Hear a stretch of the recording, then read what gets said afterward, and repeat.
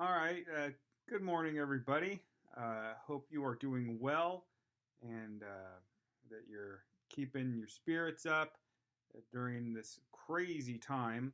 I wanted to take a moment to do a short screencast for you as you're preparing to finish your essay.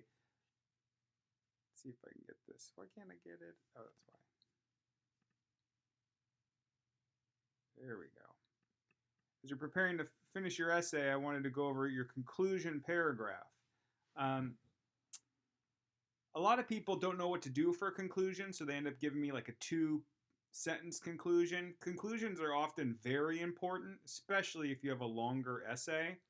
When you write your research paper, the conclusion's going to have to be especially good because you're really trying to tell us what we should take from all the research you've given us.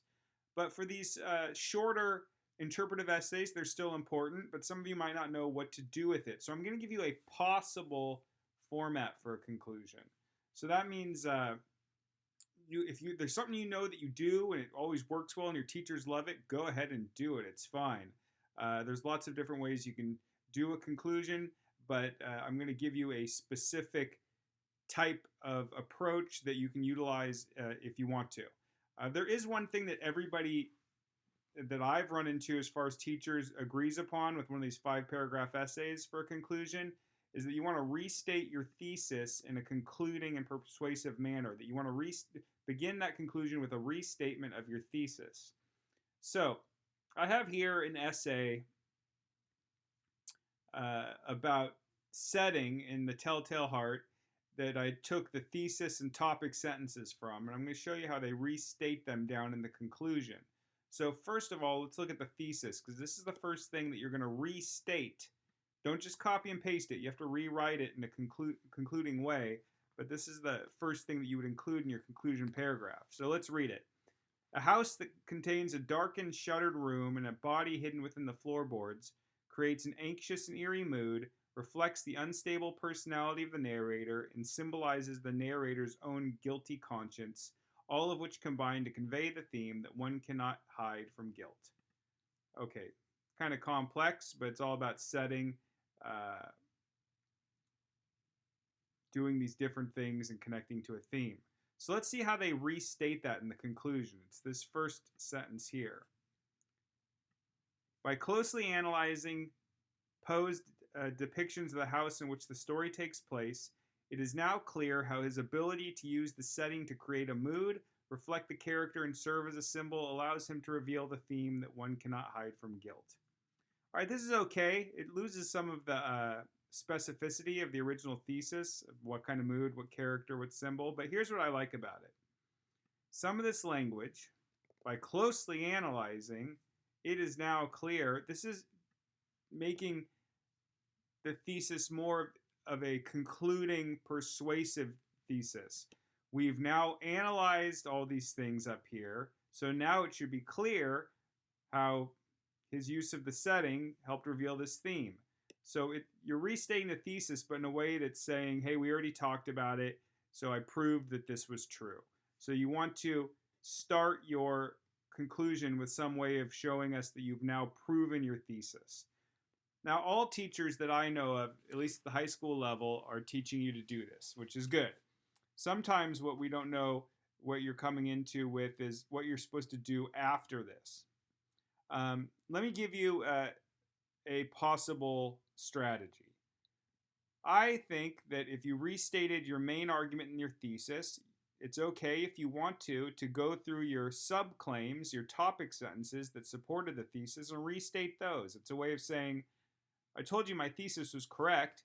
It was correct this way, it was correct this way, and it was correct this way. That's like the different things in your topic sentences. So here we have originally the descriptions of the dark shuttered room in which the narrator commits the murder create an anxious and fearful mood. So they restate that by saying, the fearful mood created by the descriptions of the room creates an atmosphere in which a guilt-inducing act could be committed. Here we have the house itself that contains many dark hiding places, reflects the shattered and tormented character of the narrator, so they're going to restate that. The way that the house reflects the narrator's shattered psyche allows us to see the type of man who will try to elude guilt. And then the final topic sentence was, The area beneath the floorboards in which the body is hidden symbolizes the part of the character's mind in which his guilty conscience is concealed.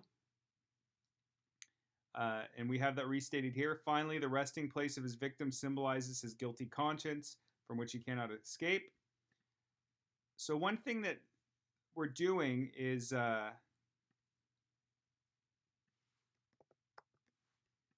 focusing a lot on this theme. You'll notice that we have one cannot hide from guilt. The mood showed it created an atmosphere in which a guilt-inducing act could be committed. The house reflected the narrator's psyche that showed how he's a man who will try to elude guilt. And the resting place of his victim symbolizes his guilty conscience. So we're focusing on really nailing in how these things showed that theme. So that's what keeps them kind of unified too. Now finally, we end with some final thoughts, some connections to real life, really concluding thoughts about why this all matters. It is true that the subject matter of this story is dark and at times gruesome, but maybe Poe's theme shows us that criminals will always suffer from their crimes through the guilt that they will be unable to escape. So all of this is connecting back to that original theme that one cannot hide from guilt. So hopefully this gives you some ideas of stuff you can do for your conclusion. There's other ways to go about it. Some people like to connect things to the real world more.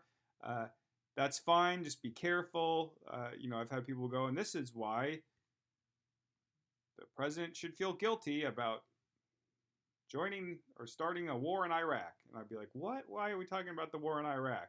That's maybe too specific about the real world. So I would say make it a bit more general and universal, your final thoughts here. All right, email me if you have any questions. Your essay is due tomorrow before midnight on turnitin.com. All right, guys, stay safe out there. Email me if you need anything.